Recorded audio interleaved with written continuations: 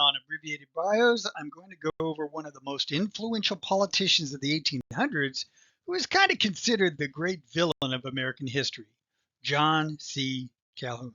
And yet, some modern progressives have recommended actions very similar to Calhoun's views. Hello, I'm Stephen Yoder.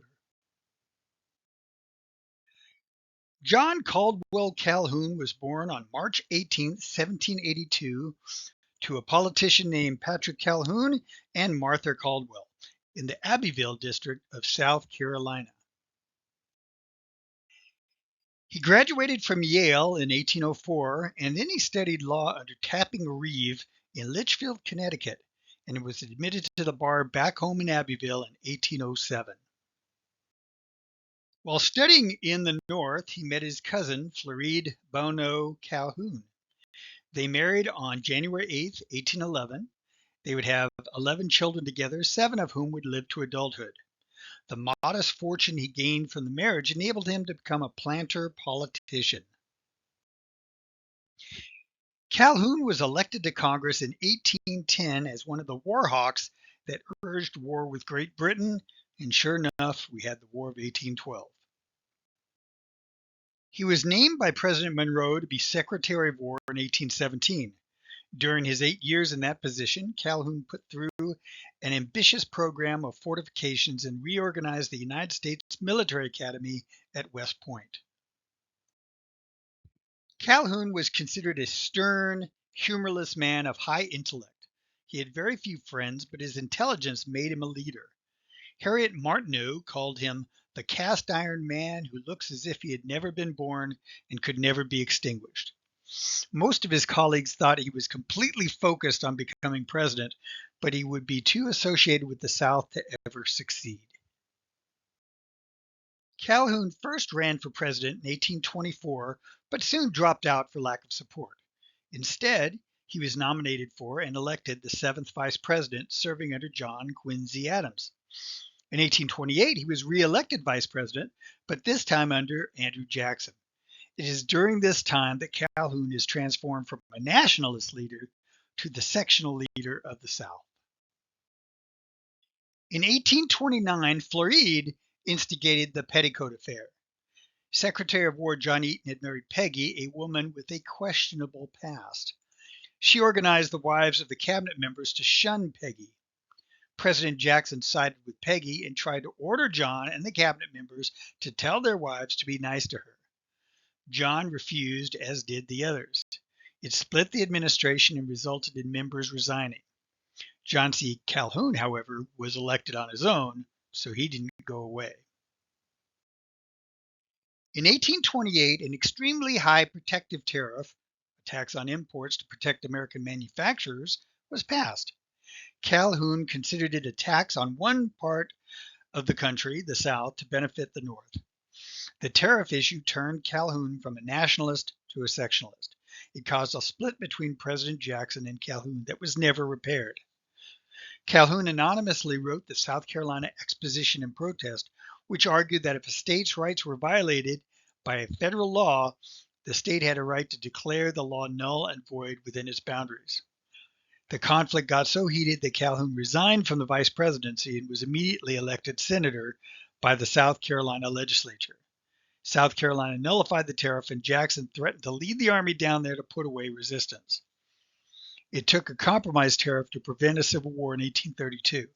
At the end of his life, Jackson said one of his regrets was not hanging John C. Calhoun. Prior to John C. Calhoun, slavery was looked upon as a necessary evil that would one day pass away.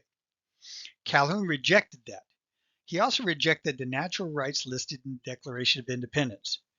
Calhoun stated in A Disquisition of Government, "It is a great and dangerous error to suppose that all people are equally entitled to liberty. It is a reward to be earned, not a blessing to be gratuitously lavished on all alike. A reward reserved for the intelligent, the patriotic, the virtuous, and deserving, and not a boon to be bestowed on a people too ignorant, degraded, and vicious to be capable either of appreciating or of enjoying it." In an 1837 speech, Calhoun stated that slavery is Instead of an evil, a good, a positive good. He noted that conditions for slaves was better than those who lived in the poorhouses of Europe. He compared the slaves in the South to what he termed the wage slaves of the North. He wanted an alliance between the planter and manufacturer to hold down the slave issue. John C. Calhoun believed that abolitionists were striking at the labor system of the South, and eventually the North would monopolize all the territories. Calhoun favored what he called a concurrent majority, where each section of the country could veto laws they did not like. He also supported dual presidents, one from the North and one from the South, each having a veto power over legislation. Southern statesmen took their lead from Calhoun, and the defense of slavery hardened as the abolition movement slowly gained support. Calhoun served as Secretary of State at the end of President Tyler's term, then went back to the Senate. He opposed the Wilmot Proviso, which would have excluded slavery from those territories gained from Mexico. Calhoun opposed the Compromise of 1850 as taking more power from the South. By this time, he was slowly dying of tuberculosis. Calhoun died of that disease on March 31st, 1850. His views obviously did not save slavery, which was destroyed by the Civil War. The Calhoun Institute, however, states that Calhoun saw the future of crony capitalism, central banks running the economy, a vast and ineffectual central government, abuse of powers, fecklessness, and discord in the political arena, and endless wars. I mentioned at the outset how today's progressives are using Calhoun's ideas. I will give one example.